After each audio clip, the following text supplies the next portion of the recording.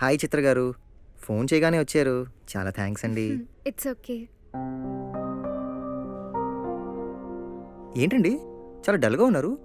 సిద్ధుకి పిచ్చెక్కింది. వాట్? సిద్ధుకి పిచ్చెక్కిందా? అవును, అప్పుడే matter post చేసేసావా?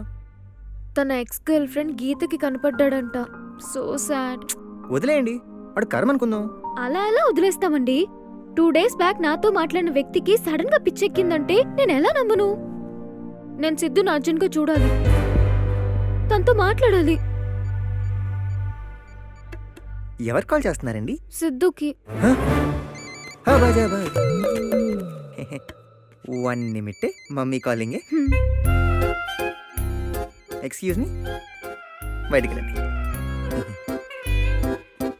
Hello, hello, doctor PK Paul speaking, mental specialist.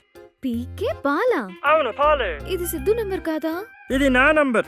నా సెల్ కొట్టేసి వాడుతుంటాడు వెదవా. ఇంతకీ నువ్వెవరు? చిత్ర. ఓ, చిత్ర బాలసుబ్రహ్మణ్యం.